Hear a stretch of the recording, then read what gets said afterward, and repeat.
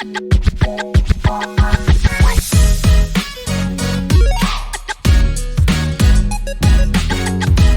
there everybody, and welcome back. This is the next video in the updated how to create a social or sharing app playlist. Up until now, in case you're just trying to figure out where we left off, we have made this navigation bar, we've made the home page, and basically just done some basic Firebase setup. So in today's video, we are going to be making the Make a Post page, which looks something like this. If you're in the appGyver preview, when you click the plus button in the navigation, it will take you to this page here.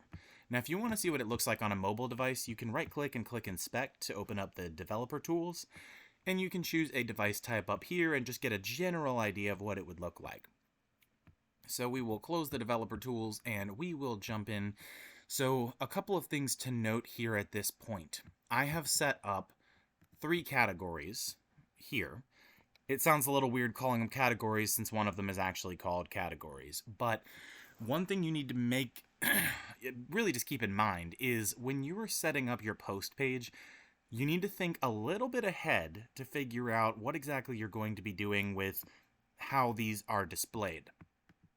So for example, what I mean when I say thinking ahead is when people are making a post, you need to figure out where these posts are actually going to go within your application.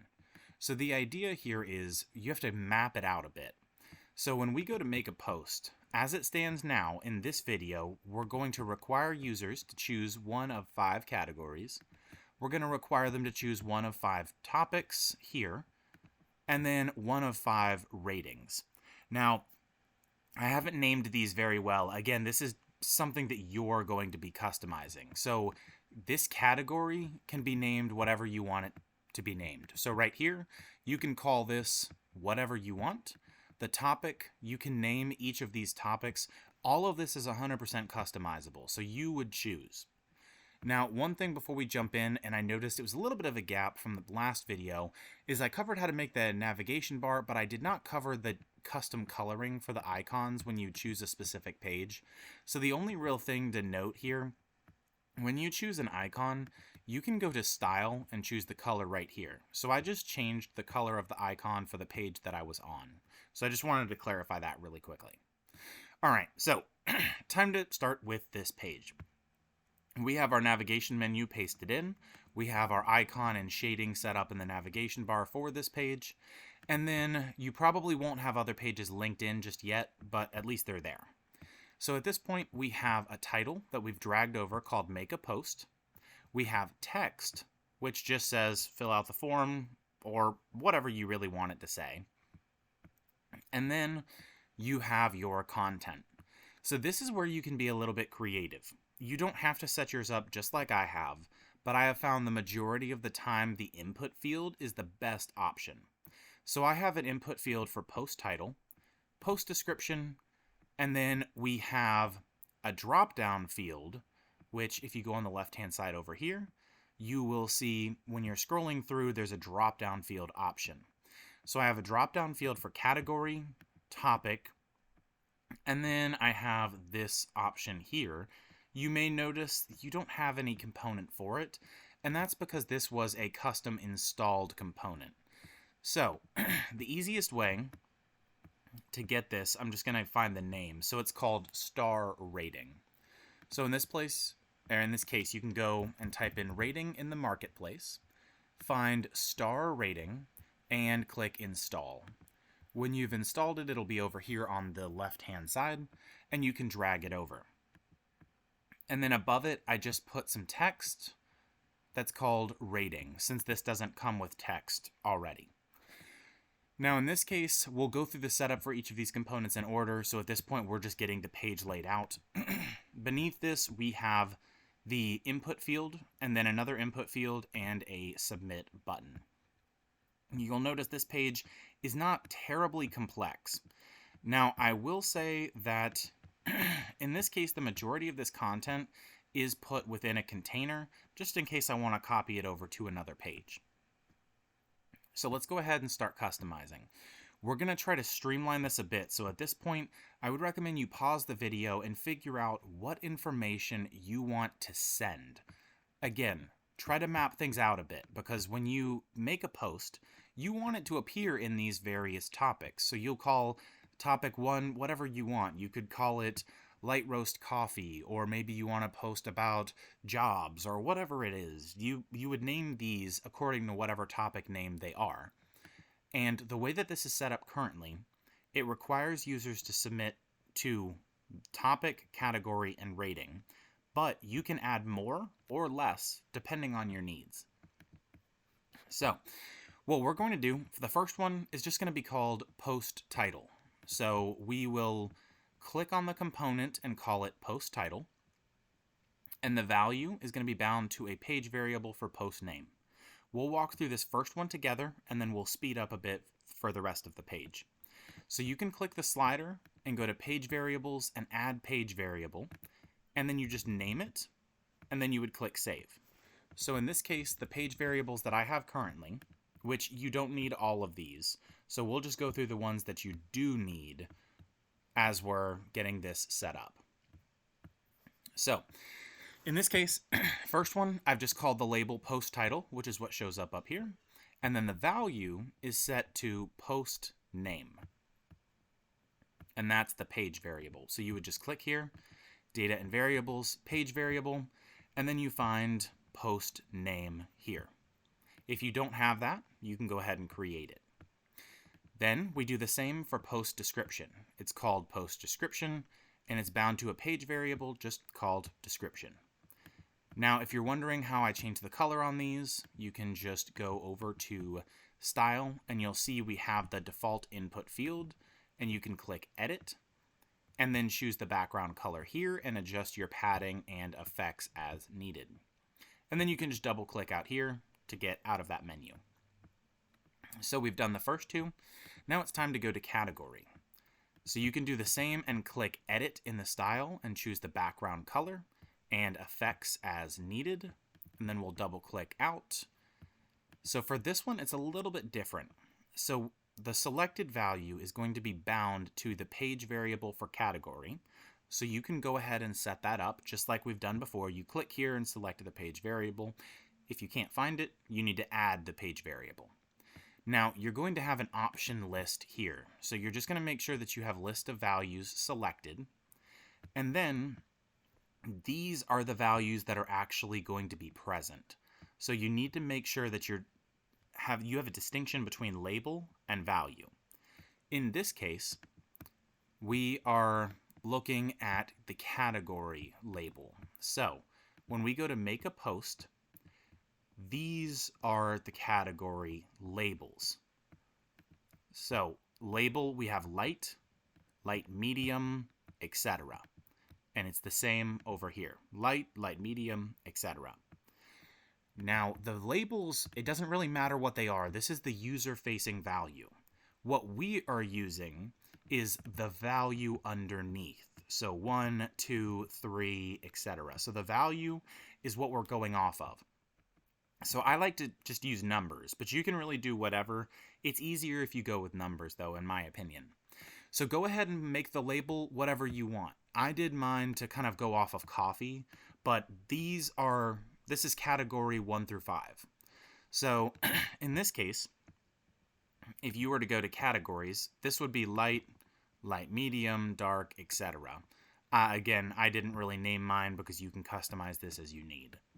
So these are categories 1 through 5. And again, this is just that first block in this page. Here, this is just going to be whatever those are. So go ahead and put as many as you need here, and then you'll just click Save. Now we're going to do the same thing for topic. So in this case, you will see topic, and then you'll see here option list. So we'll just call it topic. It's bound to the page variable topic, and then the option list of values, category 1, category 2, category 3, etc. You'll see it's the same setup. So these are just the names for each of the categories. So you'll see here it's category 1 through 5, topics, topic 1 through 5, and then ratings 1 through 5. So pretty simple process. So you're just going to repeat the process. And then when it comes to rating, This one's a little different. So in this case, you can choose your icon here by clicking on icon and search through and find one that you like. I chose the coffee cup. Now, it doesn't show here. It just shows these stars by default. Don't be bothered by that. Whatever changes you make should be reflected in your appGyver preview. So you can choose whatever the actual icon is. And then the value, you'll see that I have mine set to a function, but it doesn't really matter. You can set it to a page variable as well. If you have an error, which is probably why I set it this way, you can just click here, click formula, and then we'll do this one together. So when you type in page V, you'll see you get this text here suggestion. When you double click it, pageVars appears, which stands for page variables. You'll put in a period, and then you'll see all of your page variables pop up. In this case, we just used one called feeling, and we'll click save. So at this point, the only other thing you need to do is choose your maximum value, which is the maximum number of items that'll appear, in my case 5. You do have a limitation to 3 on the minimum and 10 on the maximum side. And if I'm not mistaken, you could probably adjust this just because it looks like you can choose a static number. I'm sure that you could change the number if you wanted to, but I don't know if that's going to cause any issues with the component, so I would stick between what's actually included. Now, the last two options, pretty simple. Input field called extradetails, and then we just called it extradetails. One thing to note for these is, in this case, I put multi-line input set to true. And you'll notice for post description, for example, I have not set that. So multi-line input is true for this one as well. So we'll find one where that's false. All right, so multi-line input is false for title, but not for description. So let's go through what this looks like. For the title, if you type in, let's just have a bunch of text and we'll just keep pasting it in. You'll see that it just goes all the way across and nothing happens. When we keep typing here, it just keeps going. If we do the same in description, you'll see once it goes over, although not very appealing, we get multiple lines of input in this little box so people can scroll through and see the text. So if you enable multi-line input, it will look like this. If you disable it, then they just have that single line. So I have it set, I figure the post would be short, so it's disabled there, but it is enabled for description, and then for extra details, because I imagine users will want to type a good bit of content. So we have extra details bound to the page variable extra details. Multi-line input is true. Relevant image URL, we have it bound to page variable. We've called it relevant image URL, making sure that users know that they can't upload a file. It's going to be a link to an image. And then we have the multi-line input set to false because they're just going to paste it in. So at this point, I would recommend save if you haven't already. Now you have the fundamental part of the page built out. Now the cool thing here is we don't have much complicated content. It's basically just the button at this point to submit. So I would recommend pause the video real quick and then we'll jump straight into this part next. Alright, so when we're making this submit button here, a couple of things to note, and this is very critical when you're making posts. You need to make sure that you understand this portion of the logic. If a user submits any kind of data, for example, you'll see this looks complicated. I promise it's not as difficult as it looks. So we'll add in all of these functions first, and then I'll recommend that you pause the video to essentially figure out how the logic needs to work for you. So if it's easier this way, what we'll do is we'll work through this together and add all of these, and then we'll explain what's being done, and then you can pause the video and work it out to really what you need. So we'll start off with the if condition. Now, this is not something you need to install. It is right over here on the left-hand side in the utilities section. So what you're going to do is next to component tap, I have 5 if conditions. So you can literally just drag it over, hit Control-C, Control-V when it's selected, and it'll let you paste it. And you can just continue to paste, and you end up with something like this. You'll notice these look larger, and that's because they actually have content in them. So it will look a little bit more like mine once we get that set up. So paste in 5, or you may need more or less depending on a couple of factors, which we'll go over in a second. So you're going to connect the first if condition to the component tap like I have here. Then you're going to connect the second node, or what would basically be false, to the next one. Then you're going to repeat the process for all 5. So where it's false, you'll connect it to the next one, and you'll continue the process. Each false will connect to the next if condition. And then each true will connect to a toast message. So you'll copy over 5 toast messages from over here. So you'll see we have 5. And the true will connect to each toast message. Once you've done that, the last if condition, the false, is going to connect over here to one more if condition. At this point, the true is going to connect to a set page variable. And this you can just grab from over here. Again, don't worry about typing out the logic. We're just getting the flow right. Now what you're going to need is going to be 3 HTTP requests, which you can install and drag over from over here. So at this point, again, don't get nervous. I know it looks a little complicated when we see all these lines, but it's not that bad. So what you're going to do, again, with this if condition, you're going to have the true connect to set page variable, and then this will connect to the HTTP request to the first one. And the if condition, false, will just connect directly to the HTTP request. Now, at this point, you have 3 requests. So you're going to connect the true to the next one, and then the true of the next one will go to the last one, which is very, very simple. And then in this case, I have a toast message, hide component, and set page variable. So what we're going to do is the false for this first HTTP request is going to connect to these options here. So you'll see false in this case. We'll walk through it. So the false is going to connect actually, so you'll see it connects to the toast, then it connects to hide, and then it also connects to this one down here.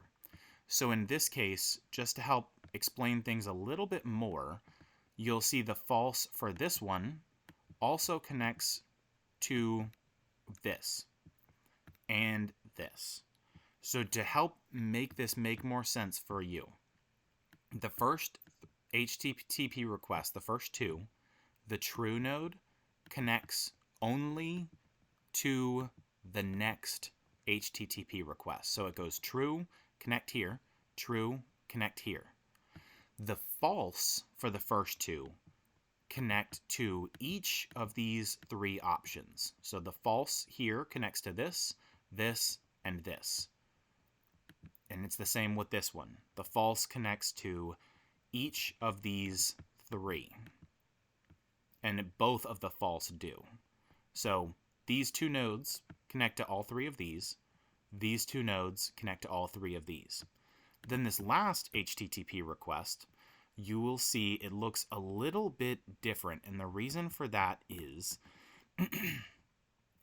all 3 in each case are connecting to all of these. And we're just going to double check on this one right here. Sometimes you have to move it around a bit just to make sure that we have the correct logic set up. So the way that this one is set up, the only difference is all 3 of these nodes connect to this. All 3 of these nodes connect to this. And then only the bottom 2 nodes connect to this. So feel free to rewind and redo that if you have to. I know it seems a little bit confusing. Pause the video if you have to take a break, and then we'll go and explain what all of this does. All right, so first up, we are going to walk through this if condition logic.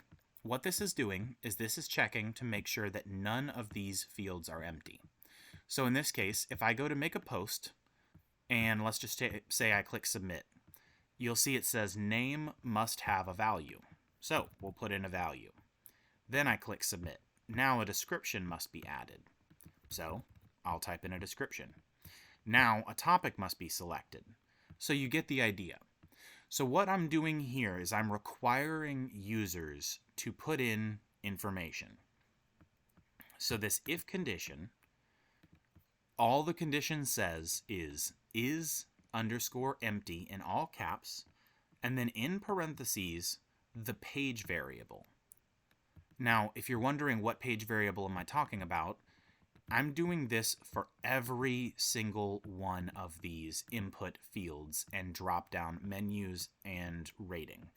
The idea is I don't want users to be able to submit without all of this content.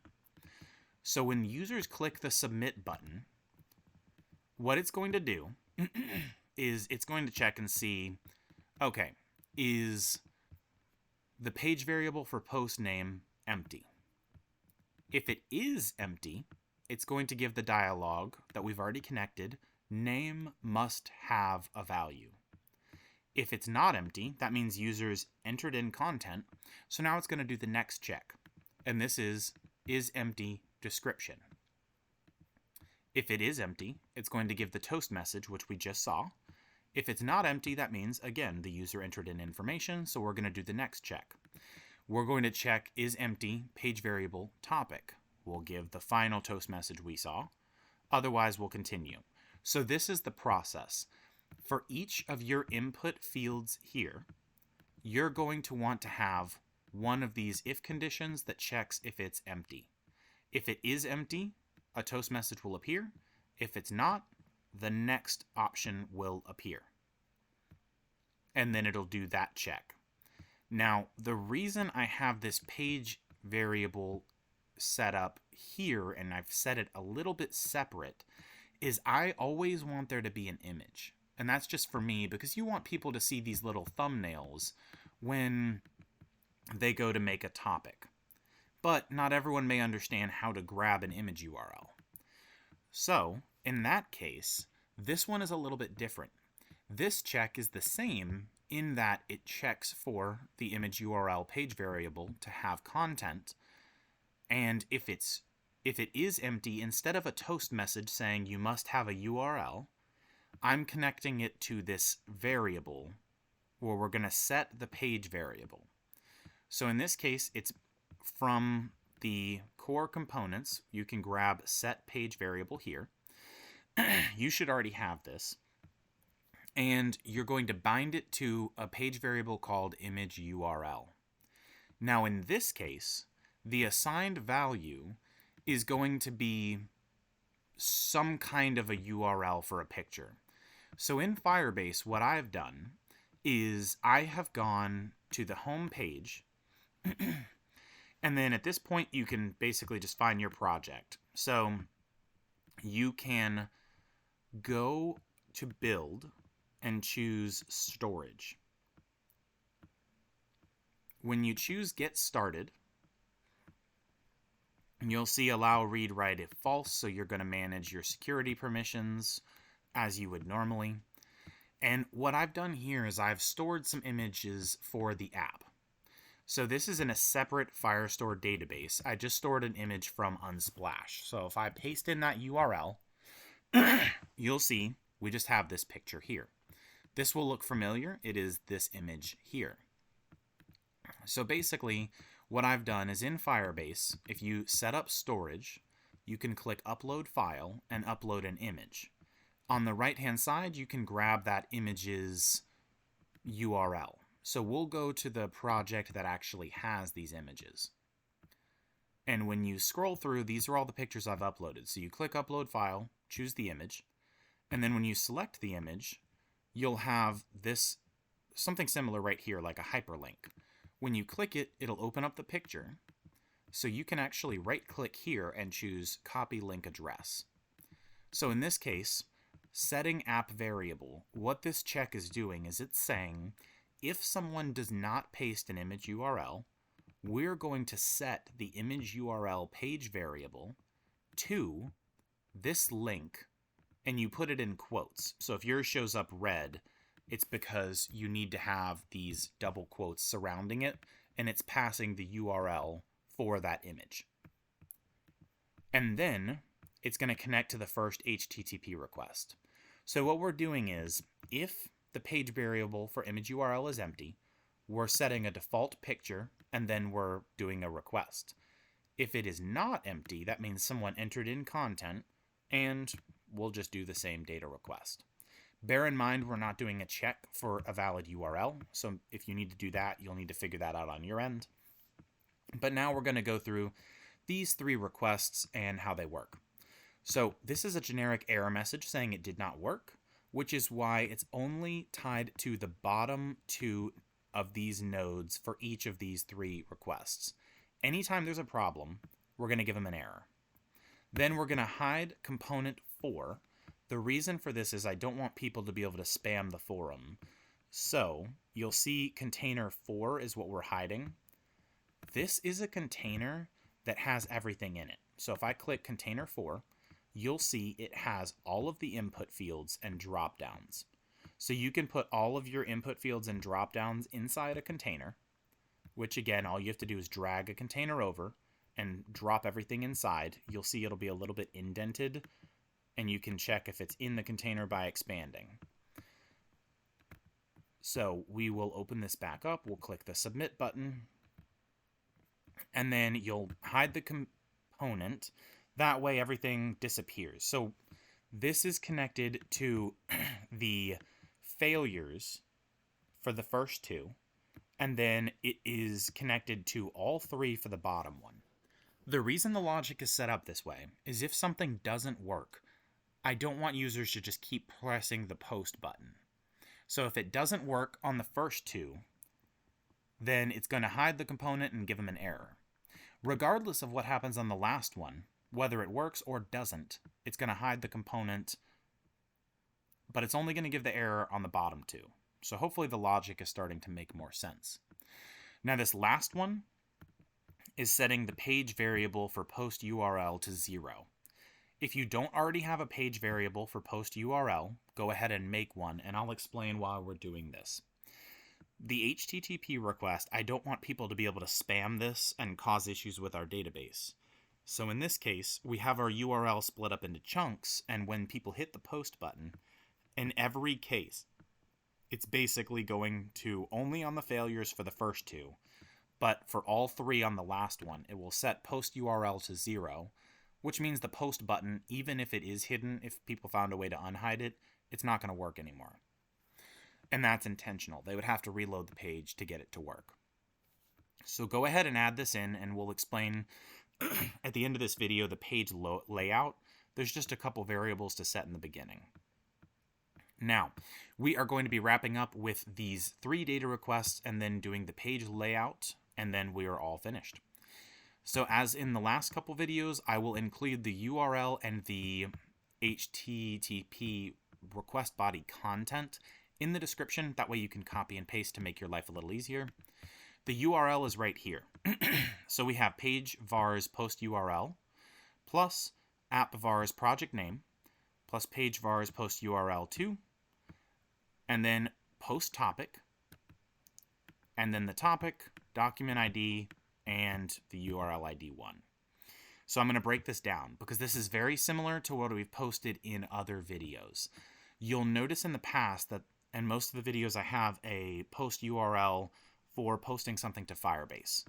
We have the post URL, which I'll show you in a minute, but we have a page variable for this, which is just the first part of the page variable, or of the URL. The reason I'm setting this to 0 is you can't post without the first part of the URL. And again, I just don't want people to be able to spam the database. They'll still be able to potentially find out a way, but this is just a check. So in the description, I will put what each of these variables is, and I'll paste the whole line. So I'm going to walk through what each of these are and kind of how they function.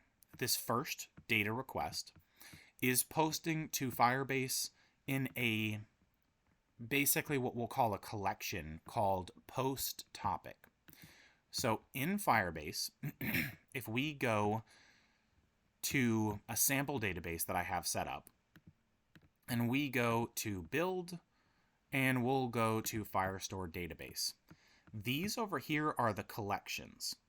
So in this case, posttopic 1 through 5 are collections for each of these topics. And then the documents inside are the individual posts themselves. So in this case, we're posting to this URL, which is posttopic, and then you'll see page variable for topic is whatever the user selected here. So 1 through 5. It'll be the same here and the same here.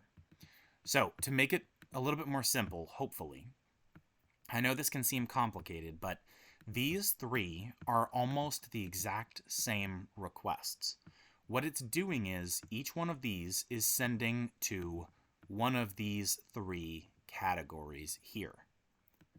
So when you've selected a category, it's sending to post topic, and then the user selects topics 1 through 5.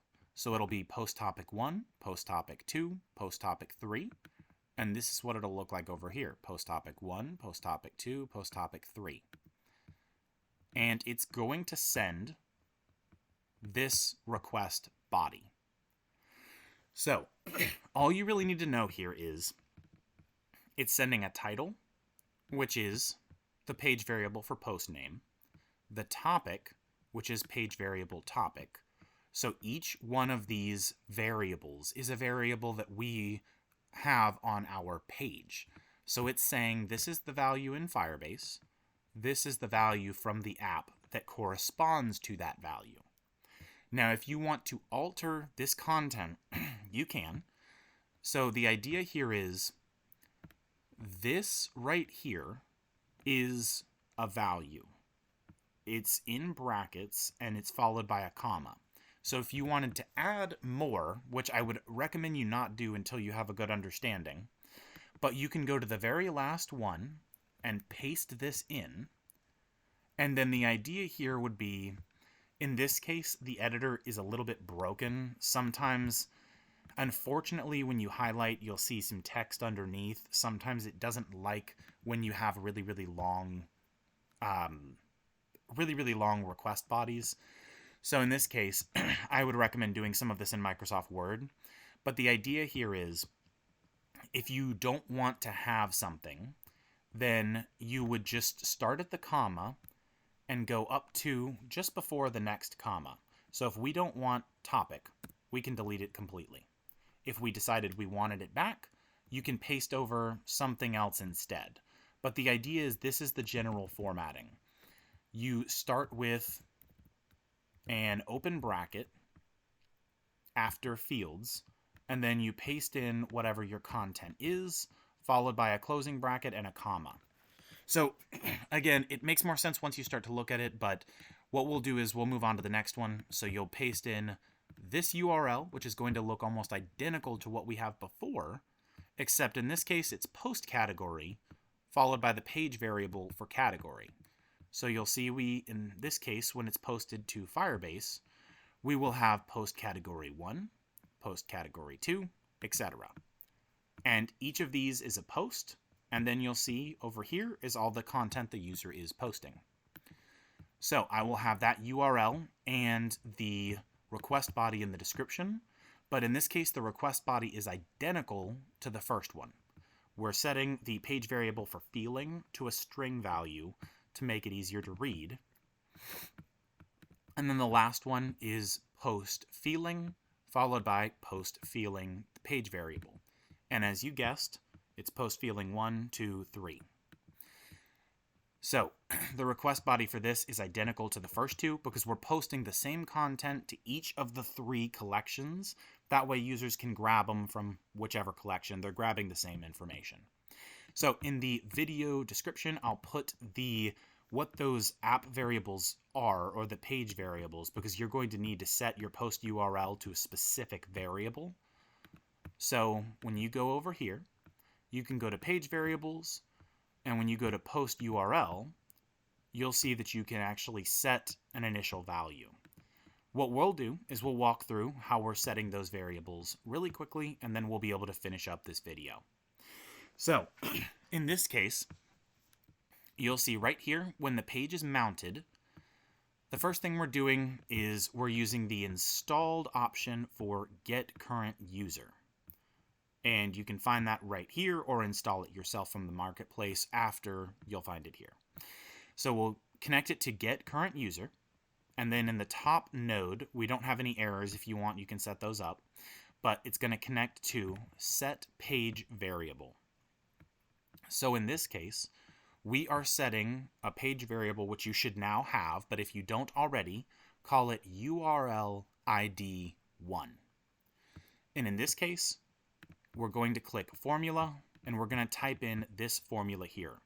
Generate underscore UUID, open and close parentheses. This just generates a very unique ID for us. Then you're going to connect this to set app variable. Set app variable, we're going to set an app variable for temp profile URL. Remember, this is an app variable, not a page variable. If you don't have that, you should by now, but you may have skipped a video, so I would recommend rewatching, or you can build it now. And then the assigned value is what we've done previously. It's an output of another node, get current user, user ID. And then we are going to add a get record. So you'll need to go back to the profile video if you haven't already set this up, but we're getting the resource profile details. And then the ID is bound to the app variable for temp profile URL that we just set. Now I'll move this over here just so you can see a little bit more clearly what each one of these is doing. So we'll move these up a bit. So for the get record, if it fails, we're just going to have a toast message saying user account needed, update all fields in the my account page. So that's just connected to the failure. If it works, we're going to connect to 4 set variables. So it's set page variable, set page variable, set page variable, and set app variable. So in this case, we're going to set page variable post URL. If you don't already have one, go add it, but you should have it by now. And we're going to set it to this. Now, you can get it from the description of this video. And then we're going to set post URL to, and we are going to set it to this. Again, this will be in the description. And then we're going to set the app variable to username. If you don't have that, go ahead and make it. And then the assigned value you'll see is going to be the username. So output of another node, and we're going to do get record. So at this point, we're getting the record for that individual's profile. We made this in a previous video. So we're going to scroll through and basically find that person's username. We'll choose the string value. And then the last thing is we're going to set the page variable. If you want to set up reporting, I don't cover it in this series, but you could set reporting URL as a page variable and set it to generate UUID. So at this point, basically what we've done is when the page is loaded, we have set up our ability to have this post URL. It builds this URL for us, and then when someone makes a post, it sets this to 0 so the URL is broken so they can't spam it. So that is how to create the post page. The rest of this series is going to be much simpler. I hope this was helpful. If you have any questions, drop them in the comment box below. Again, check the description for all the different values and URLs, and I'll see you all in the next video.